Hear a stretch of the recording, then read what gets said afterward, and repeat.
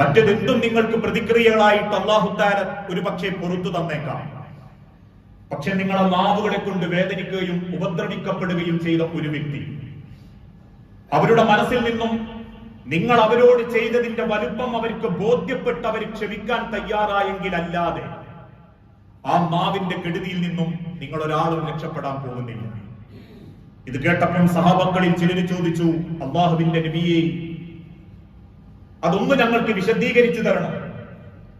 സഹാബാക്കൾ നോക്കി നിൽക്കെ ഇബ്നു മസ്ഊദ് റളിയല്ലാഹു അൻഹു പറഞ്ഞു, ഒരാൾ തെറ്റ് ചെയ്തപ്പോ, അതല്ലെങ്കിൽ അവനൊരു അബദ്ധം പറ്റിയപ്പോ, അതുള്ളതാവട്ടെ ഇല്ലാത്തതാവട്ടെ, നിങ്ങൾ അവന്റെ രഹസ്യത്തിന്റെ പിന്നാലെ അന്വേഷിച്ച് നിങ്ങളുടെ മറ്റൊരാളുടെ ചെവികളിലേക്ക് അത് എത്തിക്കാൻ നിങ്ങൾക്ക് സാധിച്ചിട്ടില്ലെങ്കിൽ, അതോടൊപ്പം തന്നെ നിങ്ങൾ ആ പറയുന്ന കാര്യങ്ങളുടെ സത്യവും അസത്യവും വേർതിരിക്കാൻ നിങ്ങൾക്ക് സാധിച്ചിട്ടില്ലെങ്കിൽ, ഈ ദുനിയാവിൽ നിങ്ങൾ മരിച്ചാലും എത്ര കാലം അതും ആളുകളുടെ മനസ്സുകളിലുണ്ടോ, നിങ്ങളുടെ കബറിലേക്ക് അതിന്റെ പാപങ്ങൾ കയറിക്കൊണ്ടിരിക്കും. 150 കൊല്ലങ്ങൾക്ക് മുൻപ് തെക്കേപ്പുറത്തെ ഏതോ ഒരു വാപ്പാന്റെ പേരിലുള്ള ആരോപണം ഇപ്പോഴും ആ കുടുംബം അനുഭവിക്കുന്നുണ്ടെങ്കിൽ, അത് പറഞ്ഞുണ്ടാക്കിയവൻ ഇപ്പോഴും കണ്ണംപറമ്പ് കിടന്ന് അനുഭവിക്കുന്നത് വേദനയായിരിക്കും എന്നർത്ഥം. അതുകൊണ്ടാണ് നബി സല്ലല്ലാഹു അലൈഹി വസല്ലം ഓർമ്മപ്പെടുത്തിയതും, യാ മഅ്ശർ, അല്ലയോ വിശ്വാസികളെ, മൻ ആമന ബിലിസാനിഹി, നാവ് കൊണ്ട് വിശ്വാസം സ്വീകരിച്ചവരെ, വലം യദ്ഖുലുൽ ഈമാനു ഖൽബഹു, ഹൃദയത്തിലേക്ക് ആ ഈമാൻ കയറി ചെല്ലാത്തവരെ, ലാ തഗ്താബുൽ മുസ്ലിമീന, നിങ്ങൾ ഒരിക്കലും ഒരു മുസ്ലിമിനെ, മുസ്ലിം സമൂഹത്തെ ആക്ഷേപിക്കാൻ പാടില്ല. വലാ തത്തബിഉ ഔറാത്തിഹിം, നിങ്ങൾ മറ്റൊരുത്തന്റെ രഹസ്യത്തെ പിന്തുടരരുത്. മറ്റൊരുത്തന്റെ ജീവിതത്തിൽ ഒരുപക്ഷെ അപ്രതീക്ഷിതമായി ചിലത് സംഭവിച്ചു പോയേക്കാം, അത് അബദ്ധമാവണമെന്ന് അവനും ബോധ്യപ്പെട്ടേക്കാം. പക്ഷെ ആ ഔറത്ത് അല്ലെങ്കിൽ ആ രഹസ്യങ്ങൾ കുത്തിപ്പെറുക്കി ചെള്ളിച്ചകഞ്ഞ് 100 മനസ്സുകളിലേക്ക് എത്തിക്കാനുള്ള ഒരു വെപ്രാളത്തിലാണ് നിങ്ങൾ ഓടുന്നതെങ്കിൽ, ആ ഒരു തെറ്റ് ചെയ്തവനേക്കാൾ മലിനമാണ് 1000 മനസ്സുകളിലേക്ക് ആ തെറ്റ് കുത്തിവെക്കുന്ന നിങ്ങളെ മനസ്സ്.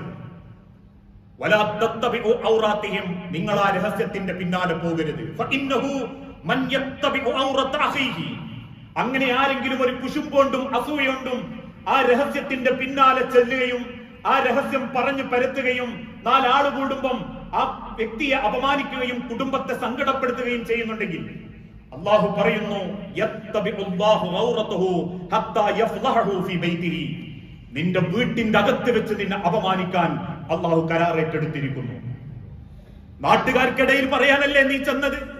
എന്റെ കുടുംബത്തിൽ എന്റെ അകത്ത് വെച്ച് എന്നെ അപമാനിക്കാൻ, എന്റെ രഹസ്യങ്ങൾ പരസ്യമാക്കാൻ പടച്ചോൻ ഉത്തരവാദിത്തം ഏറ്റെടുത്തിരിക്കുന്നു. നാളെ പരലോകത്ത് അല്ലാഹുവിന്റെ കോടതിയിലെത്തുമ്പോ നീ പറഞ്ഞു പരത്തിയതിനെ കൊണ്ട് നിന്റെ നന്മകൾ നഷ്ടപ്പെടുമ്പോ, നിന്റെ കുടുംബത്തിൽ നിന്നെ അപമാനിച്ചിട്ടല്ലാതെ മറ്റൊരുത്തന്റെ രഹസ്യം തേടി നടന്ന് നിന്നെ അള്ളാഹുവിന്റെ വിചാരണക്കെടുക്കില്ല. എത്ര വലിയൊരു വാക്കാണിതെന്നറിയോ? മറ്റുള്ളവരെ പറ്റി ആരോപണങ്ങൾ ഉന്നയിക്കുന്ന പലരും ആരോപണത്തിന്റെ മറയിൽ തന്നെ ആ ദുനിയാവിൽ വേദനിച്ചു മടങ്ങി. അത് മറ്റൊരാളെ നേരെ പറയുമ്പോൾ അത് എന്താവട്ടെ, അത് പെണ്ണ് കേസാവട്ടെ, പൈസ കേസാവട്ടെ, മറ്റെന്തെങ്കിലും ആവട്ടെ, നിങ്ങൾ കാരണം ഒരാളുടെ മനസ്സ് വേദനിച്ചിട്ടാണ് ഈ ദുനിയാവെന്ന് മടങ്ങിയതെങ്കിൽ, ആ ആരോപണത്തിന്റെ 1000 മടങ്ങ് നിങ്ങളിലേക്ക് വന്നിട്ടല്ലാതെ നിങ്ങൾ അല്ലാഹുവിനെ കണ്ടുമുട്ടില്ല. സഹാബാക്കൾ ചോദിച്ചു, നബിയേ, ഫഇൻ കാന അഖീ മഅഖൂൽ, ഞങ്ങൾ പറഞ്ഞതോ ചെയ്തതാണെങ്കിലും?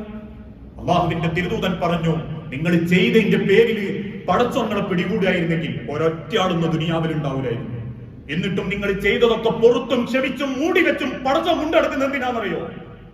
നാളെ പടച്ചോന്റെ അടുത്തേക്ക് നിങ്ങൾ പോകുമ്പോൾ ഒരു പക്ഷെ നിങ്ങൾ നന്നാവും എന്ന പ്രതീക്ഷയില്ല. ഒരടിമ തെറ്റ് ചെയ്തപ്പോഴേക്കും നിങ്ങൾ അത് എടുത്തു പറയുന്നുണ്ടെങ്കിൽ ഓന് നന്നാവാനുള്ള അവസരം പോലും നിങ്ങൾ നിഷേധിക്കുകയാണ്, അവനെ നിങ്ങൾ അപമാനിക്കുകയാണ്. ഒരുപക്ഷെ നാളെ അവൻ നന്നായേക്കാം, അവന്റെ തെറ്റവൻ തിരുത്തിയേക്കാം. അതിനുള്ള അവസരം പോലും പടച്ചോൻ അടിമകൾക്ക് കൊടുക്കുമ്പോ പടപ്പുകൾക്ക് കൊടുക്കാൻ പറ്റാത്ത പടപ്പുകളെ നിങ്ങൾ അള്ളാന്റെ മുൻപിൽ ഖേദിക്കുന്ന ഒരു ദിവസം വരാനുണ്ട്. ഇന്ന് സോഷ്യൽ മീഡിയ ഒക്കെ വർദ്ധിച്ചപ്പം ഒക്കെ ആങ്ങളമാര്, ഒക്കെ പങ്കമാരുമാണ്. പച്ചേർച്ച് തിന്നാ യാതൊരു മടിയുമില്ലാത്തവര്. എനിക്ക് അത്യാവശ്യം വെറുപ്പുള്ളവനാണെങ്കിൽ പിന്നെ ഞാൻ കൂട്ടി പറയാനും ശ്രമിക്കും. അതാണല്ലോ ഇന്നത്തെ അവസ്ഥയും. അതുകൊണ്ട് സൂക്ഷിക്കണം. നമ്മൾ കാരണം ഒരാൾ ഉപദ്രവിക്കപ്പെടുന്നില്ല, മനസ്സ് വേദനിപ്പിക്കപ്പെടുന്നില്ല എന്നുള്ളതാ ഈമാൻ. അല്ലാതെ വെള്ളിയാഴ്ച ജുമുഅക്ക് കുറച്ച് നേരത്തെ വരലും 5 വക്തിനും പള്ളിയിൽ വരലും ഖുർആൻ ഓതലും നാട്ടിലെ സർവ്വ ഖുർആൻ ക്ലാസ്സിൽ പോയാലും സംഘടനാ പ്രവർത്തനം അല്ല ദീന്. ഞാൻ കാരണം ഒരു മനസ്സും വേദനിക്കുന്നില്ല എന്ന് പറയാൻ പറ്റിയ 6 അടി മണ്ണിൽ സമാധാനത്തോടെ കിടക്കാൻ പറ്റും. സ്വൈര്യത്തോടെ ആ ഖബറിൽ ജീവിക്കാൻ പറ്റും. അങ്ങനെ ചിന്തിക്കുന്ന നല്ല മുഅ്മിനീങ്ങളാവാൻ അള്ളാഹു നമുക്ക് ഓരോരുത്തർക്കും തൗഫീഖ് നൽകി അനുഗ്രഹിക്കുമാറാകട്ടെ. അള്ളാഹുവെ, അറിഞ്ഞും അറിയാതെയും ഒരുപാട് തെറ്റുകുറ്റങ്ങൾ സംഭവിച്ചു പോയിട്ടുണ്ട് നാം. എല്ലാം വിട്ടുപുറത്തു മാപ്പാക്കി നിന്റെ സ്വർഗത്തിൽ ഇതേ രൂപത്തിൽ നീ ഞങ്ങളെ ഒരുമിപ്പിച്ചു കൂട്ടണമേ. അള്ളാഹുവെ, പല പ്രയാസങ്ങളിലും പെട്ട് ജീവിക്കുന്നവരുണ്ട്, രോഗം ബാധിച്ചവരുണ്ട്.